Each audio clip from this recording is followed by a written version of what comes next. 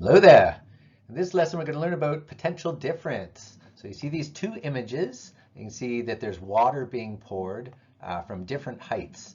And the rate of water pouring is about the same. So you'd say the current is the same. But the water that's poured at a low height would have a small amount of energy that it could give off. And the water that's being poured from this high distance or height will have a large amount of energy given off. It's the same amount of water, just two different amounts of energy that you could get out of it. And so electrons are the same way. They can give off a small amount of energy or a large amount of energy, and that difference in energy is called potential difference.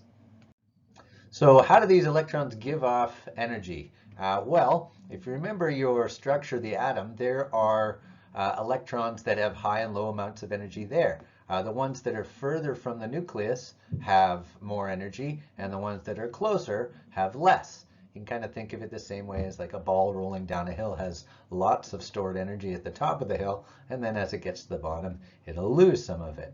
So it's the same thing with the electrons that go through a circuit. When they leave the power supply, they've got lots of energy, and then they go through a load and they give up some of that energy. So when they come out the other side, they've lost some of it.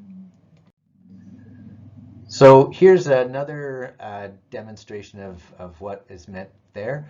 You can think of the electrons that leave the negative terminal of this battery of cells as having lots of energy, right? Lots and lots of energy. And then they go through here and they give some of it off, right? So that's a drop in energy there. And when they come out the other side, they've given off some of that energy. So that'd be like the drop, the water drop, or in the case of electrons, it's giving up energy to the device. Same thing over here, the electrons that go in this pathway also going to give up some of their energy, and by the time they come out, they've lost some of it. So that energy is what's used to run all those loads, to do all the different things, and the reason it's called potential energy, it's the energy before it was used. So it comes out with lots of potential to do things, and then it's given up as it passes through the different loads. Okay, so the water analogy works the same way for electrons as they pass through a circuit. You can have electrons that have a high amount of potential energy between where they start and where they end, or you can have electrons that have less, a lower amount of potential energy between the start and the end. It's the same thing with different cells. Cells can leave with a high amount of energy between the start and the end, or it can be less, and of course the energy is given off here.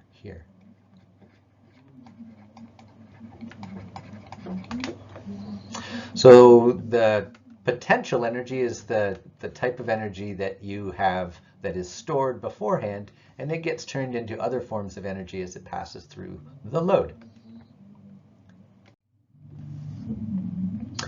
So the other term that's used that you might be more familiar with for potential energy is voltage. And so that's the term that we use when we're referring to electricity, and we're going to quantify the amount of energy difference that there might be between different places on a circuit. So while both of these are potential difference, this is like a gravity potential difference, like from here to here, and this is a lower potential difference between here and here because it's not as high.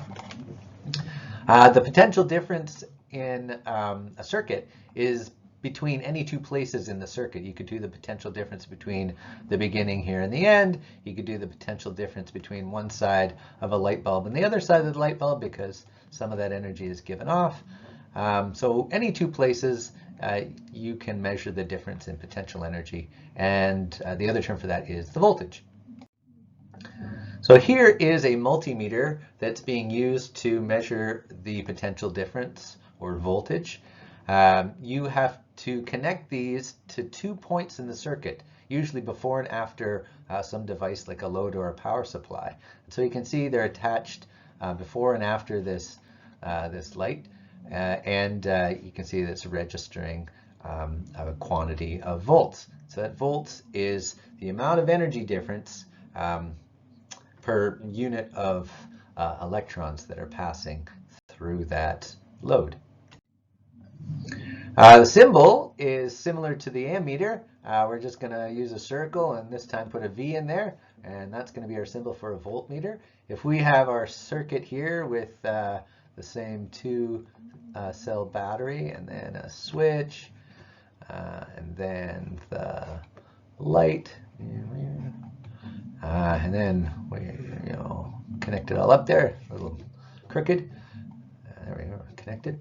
And if we want to measure the potential difference like in the picture on either side of this bulb, we have to connect our voltmeter as a separate pathway. And the fancy term for it being in a separate pathway is parallel.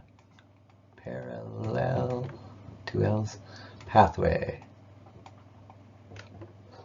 Okay. The final thing to look at here is mathematically determining the voltage. The difference in energy is measured in joules again, and it's divided by the number of electrons carrying that amount of energy. So you divide it by the charge, which, as you recall, is measured in coulombs. So the voltage is the energy divided by the coulombs. Okay, so let's use it to solve a few simple voltage-related problems here. It says, what is the potential difference or voltage of a light bulb if 88 joules of energy is used for every 11 coulombs of charge that passes through the bulb?